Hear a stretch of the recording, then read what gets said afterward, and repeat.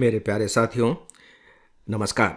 Friends, हमारे यहाँ कुछ राज्यों के विधान सभा के चुनाव हुए थे और उनके परिणाम आ चुके हैं। अखबारों में आपने उनके परिणामों के बारे में पढ़ा होगा, चैनल्स पर उनके परिणामों के बारे में सुना होगा। तो मैं आपको परिणामों के बारे में बताने नहीं जा रहा हूँ। इनफैक्ट सच पूछिए तो इस तरह के परिणामों से संबंधित कोई भी प्रश्न एग्जामिनेशन में पूछा भी नहीं जाएगा, चाहे वो कोई भी एग्जाम क्यों ना हो।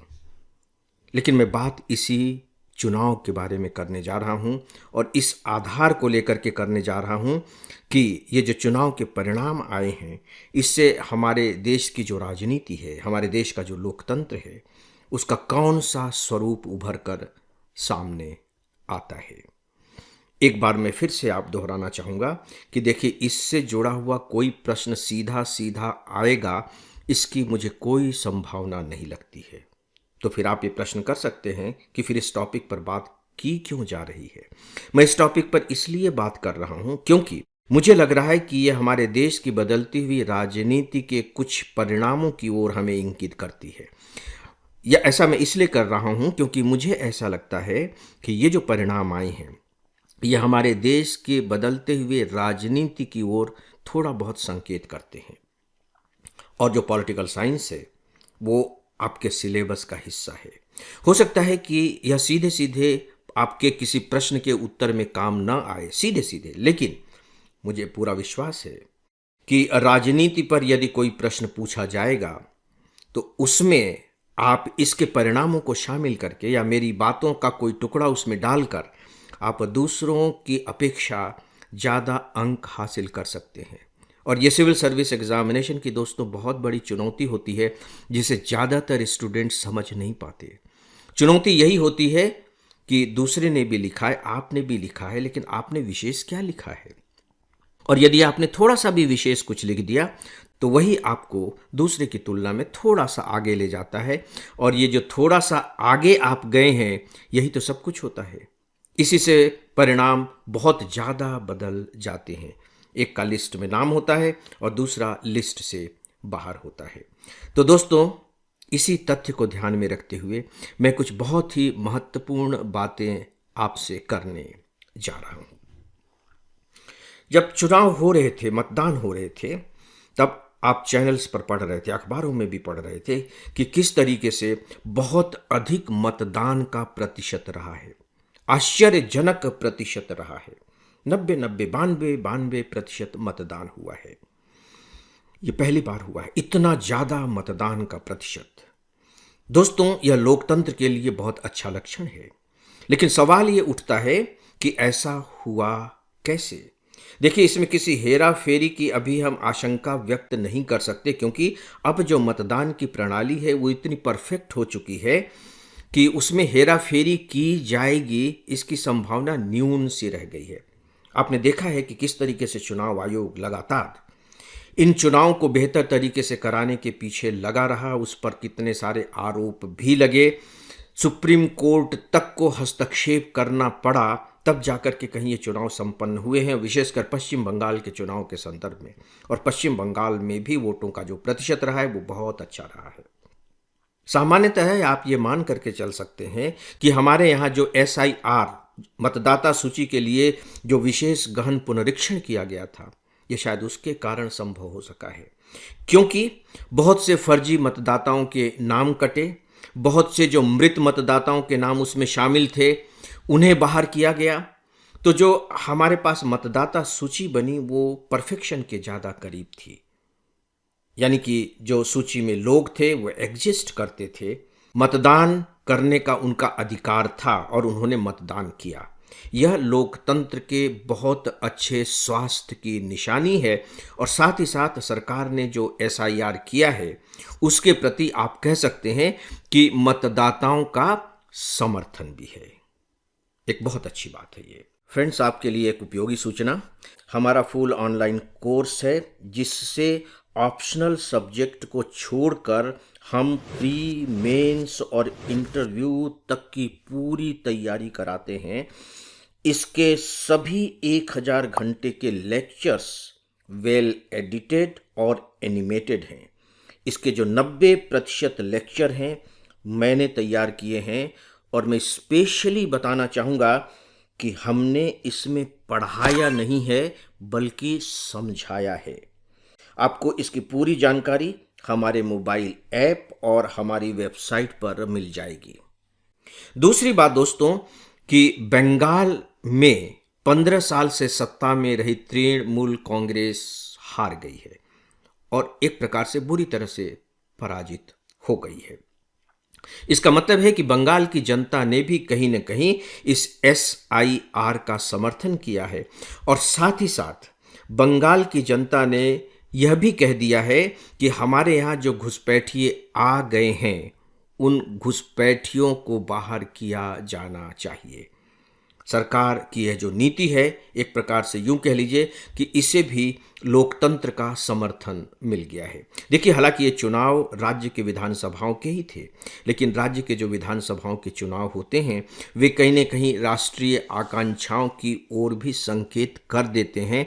आपको ये मानकर चलना चाहिए। दोस्तों, बंगाल से ही जुड़ी हुई एक और बात है कि बंगाल में पिछले लगभग 50 सालों से पहले कम्युनिस्ट पार्टी की सरकार थी और इसके बाद तृणमूल कांग्रेस की सरकार थी, और अब वो सरकारें बाहर हो चुकी हैं।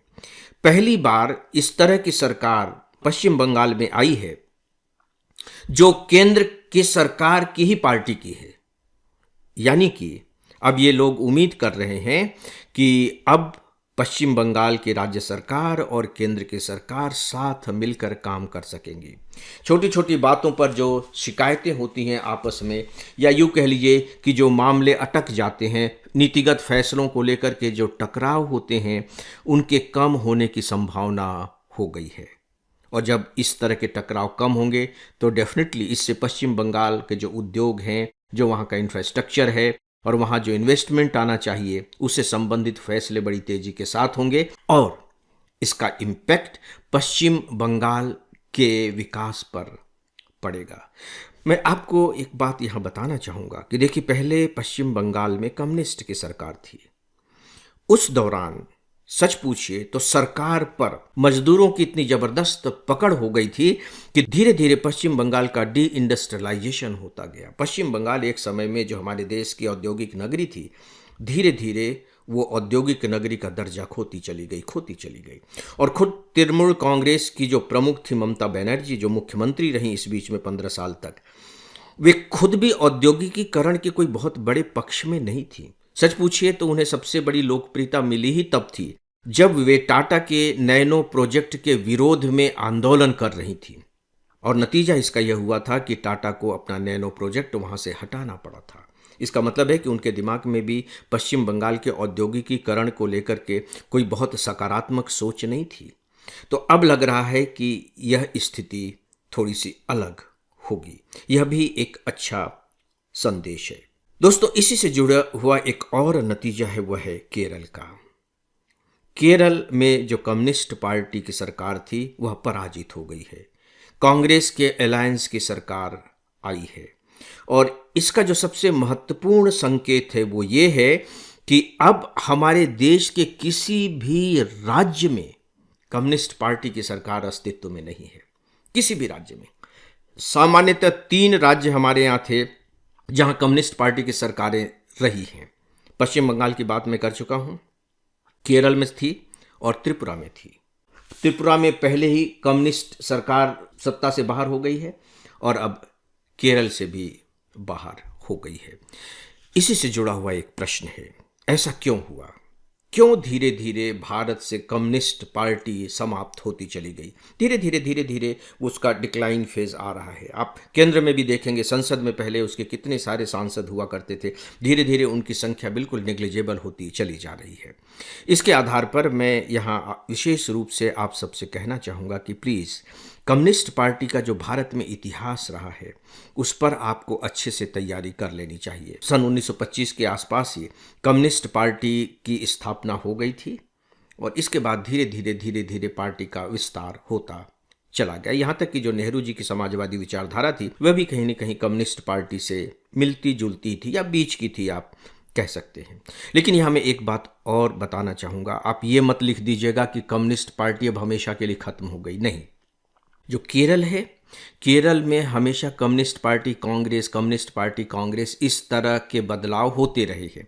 अभी भी वहाँ कांग्रेस सत्ता में आई है, फिर से हो सकता है कि कम्युनिस्ट पार्टी सत्ता में आ जाए, लेकिन आज के दिन हमारे किसी भी राज्य में कम्युनिस्ट पार्टी की सरकारें अस्तित्व में नहीं है। तो कम्युनिस्ट पार्टी का भारत में जो इतिहास रहा है, आपको उस पर अच्छी तैयारी कर लेनी चाहिए।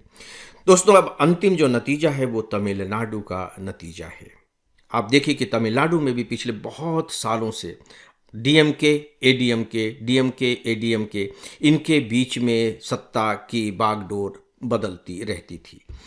इस बार सत्ता की बागडोर बिल्कुल एक नई पार्टी के हाथ में आई है और उस नई पार्टी का नाम है टीवीके, तमिलागा वेत्री कज़गम। तमिलनाडु वेत्री विजयी कषगम पार्टी, हिंदी में इसका अनुवाद होगा तमिलनाडु विजयी पार्टी। और केवल 2 साल पहले इस पार्टी का गठन किया था सी जोसेफ विजय ने, जो बेसिकली तमिलनाडु के एक बहुत ही लोकप्रिय एक्टर है, अभिनेता हैं।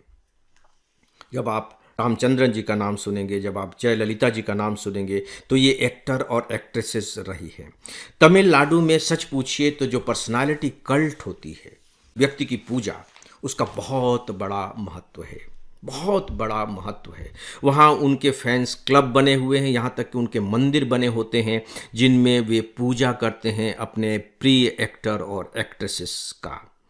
ये वहाँ की आप यूँ कह लीजिए कि एक प्रकार से चेतना है, और उसी चेतना ने अब विजय को इतनी बड़ी जीत दिलाई है। यहाँ जब हम थोड़ा सा विचार करते हैं तो देखिए थोड़ा सा फर्क दिखाई देता है। जो डेमोक्रेसी होती है, डेमोक्रेसी में नो डाउट कि लोकप्रियता का महत्वपूर्ण स्थान होता है, क्योंकि आपको वोट लेना होता है। लेकिन एक बहुत बड़ा प्रश्न यहाँ ये उठ करके खड़ा होता है कि उस लोकप्रियता का आधार क्या है। ये नहीं कह सकते हम कि ये जो लोकप्रियता का आधार है ये अपने आप में गलत है। एक्टर और एक्ट्रेसेस बहुत अच्छे लीडर्स सिद्ध नहीं हो सकते, ये कहना बिल्कुल गलत होगा। लेकिन इस पर आप विचार कर सकते हैं कि इनफैक्ट लोकप्रियता का आधार क्या होना चाहिए। तो तमिलनाडु में भी सत्ता का परिवर्तन हुआ है और फिर से एक एक्टर ने बहुत अच्छी जीत प्राप्त की है। इसका मतलब है कि अभी भी जनता के दिमाग में जिनकी छवियां अच्छी होंगी, जनता के हृदय में जो लोकप्रिय होगा, लोकतंत्र में उसके जीतने की संभावना सर्वाधिक होगी। तो दोस्तों, अभी जो चुनाव हुए हैं, उन चुनाव के आधार पर मैंने भारतीय राजनीति का जो वर्तमान स्वरूप है, जो वर्तमान चेहरा है, उसको आपके सामने दर्पण दिखाने की कोशिश की है। हो सकता है कि इससे आपकी राजनीति की जो समझ है वो थोड़ी सी अपडेट हो सके। फ्रेंड्स, इस विषय पर बस इतना ही, और अब इस डेली ऑडियो लेक्चर को यहीं समाप्त करता हूं। नमस्कार।